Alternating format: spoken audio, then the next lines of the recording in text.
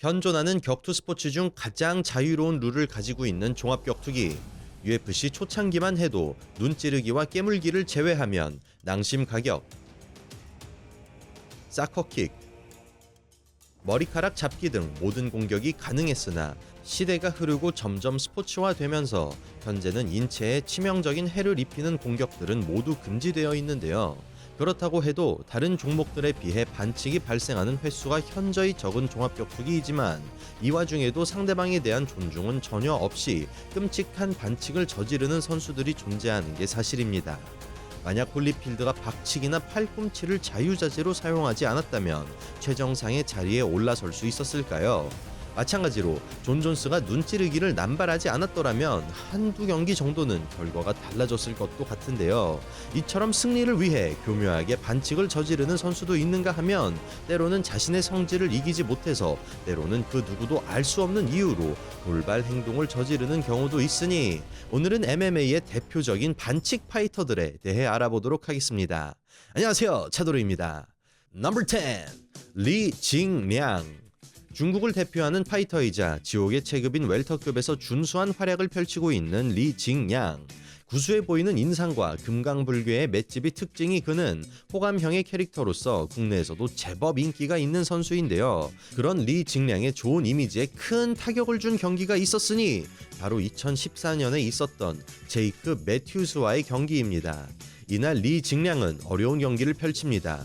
경기 초반 큰 펀치를 허용한 징량은 오랫동안 그라운드에서 지배당하며 점수를 빼앗기고 부지런한 매튜스의 활동량을 따라잡지 못하며 서브미션 패배 직전까지 몰리고 말았는데요. 절체절명의 상황에서 리징량의 선택은 바로 눈찌르기. 그는 있는 힘을 다해 매튜스의 눈을 필사적으로 찔러버리고 심판이 보다 적극적으로 제지하지 않는 바람에 아무런 감점 없이 위기에서 벗어날 수 있었습니다.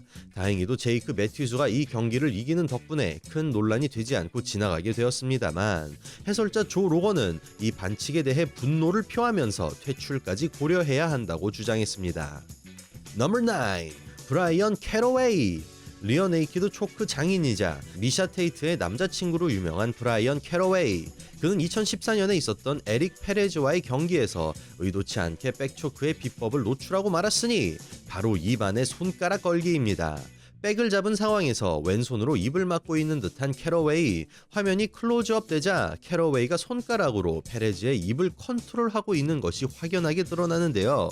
명백한 반칙 행위이지만 자세히 보지 않으면 캐치하기가 어려운 장면이기에 별다른 제재 없이 넘어가고 캐러웨이의 입 컨트롤은 다음 라운드에서도 어김없이 시작됩니다. 카메라가 잡아내기 어려울 정도로 교묘하게 반칙을 저지르는 캐러웨이. 결국 궁극의 기술인 입 벌리기로 페레즈의 머리를 컨트롤하고 자신의 장기인 초크로 경기를 마무리 짓는데요. 커리어 중 무려 11번이나 백초크로 승리를 거둔 캐러웨이가 과연 언제부터 이 반칙을 저질렀는지는 본인만 알고 있을 것 같습니다. 넘버 8 요엘 로메로.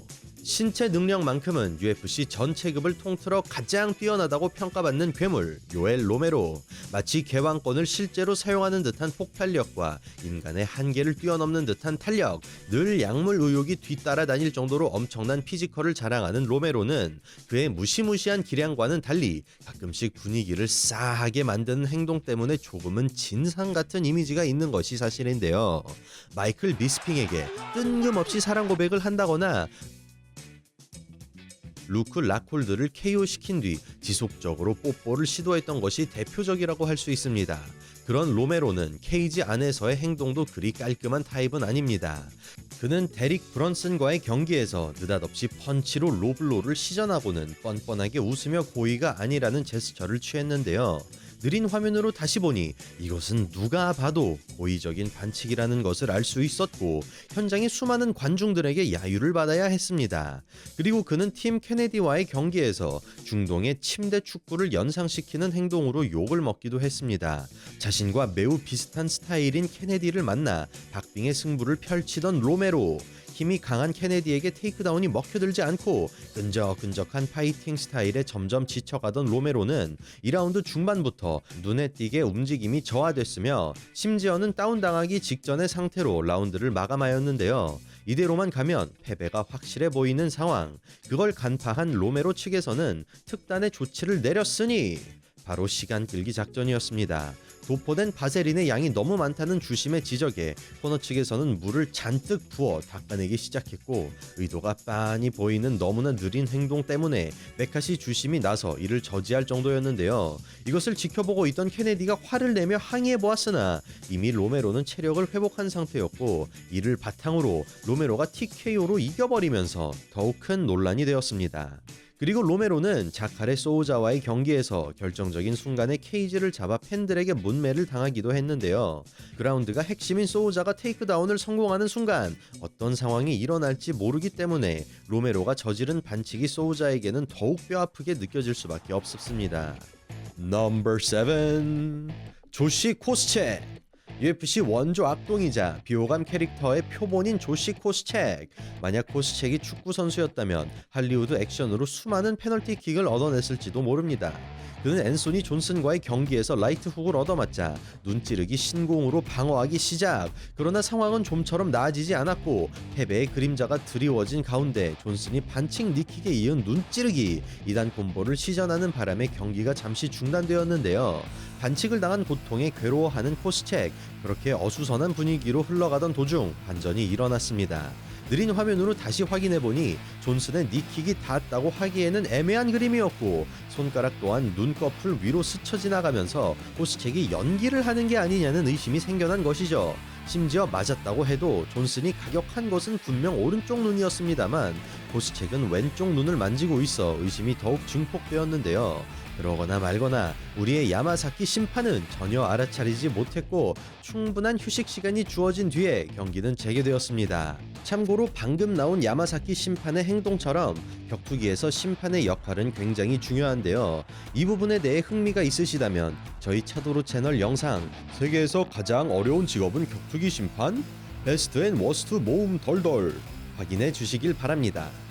아무튼 그 후 박빙의 승부가 이어지던 도중 이번에는 코스책이 반칙을 저질렀습니다.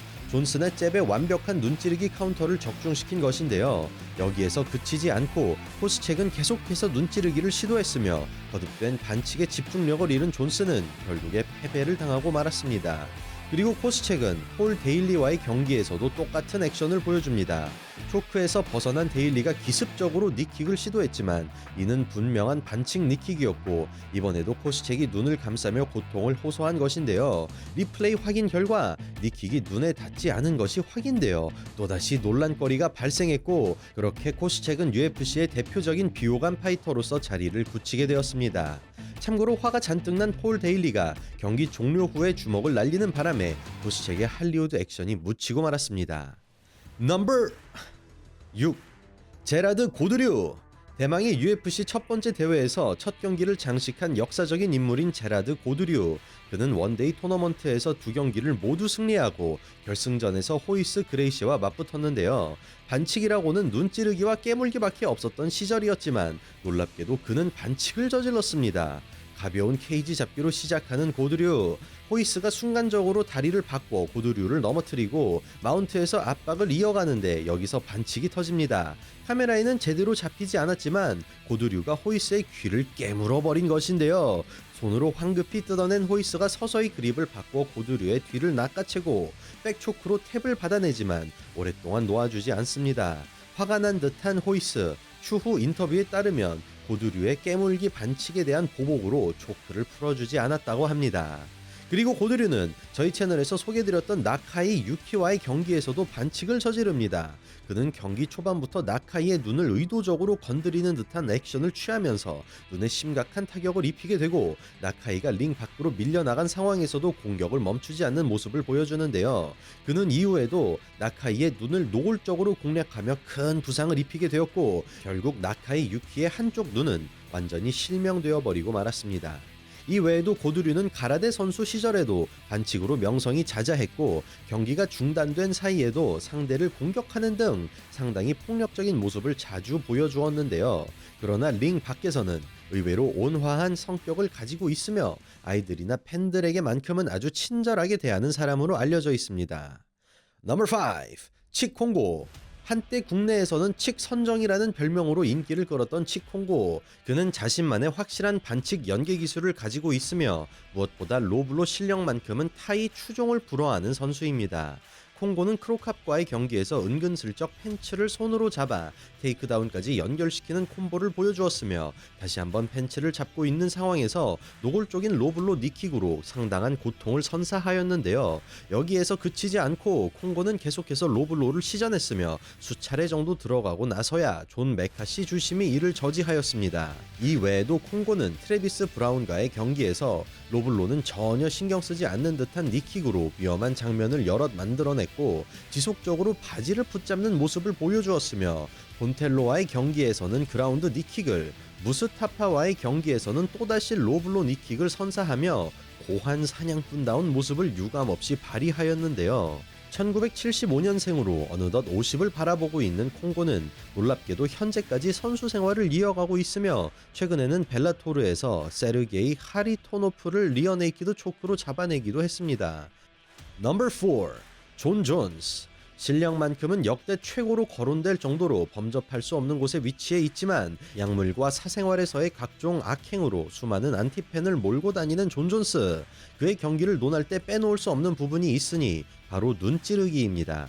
존스의 눈찌르기는 따로 하이라이트로 만들 수 있을 정도로 거의 매 경기마다 등장하고 있는데요. 그는 테세이라 전에서 새끼손가락이 안구에 들어갈 정도로 아이포크를 시전했으며 퀸튼 잭슨 전에서도 같은 행동을 저질렀고 심지어 쇼군 전에서는 그라운드 아이포크라는 신기술을 선보이기도 했습니다.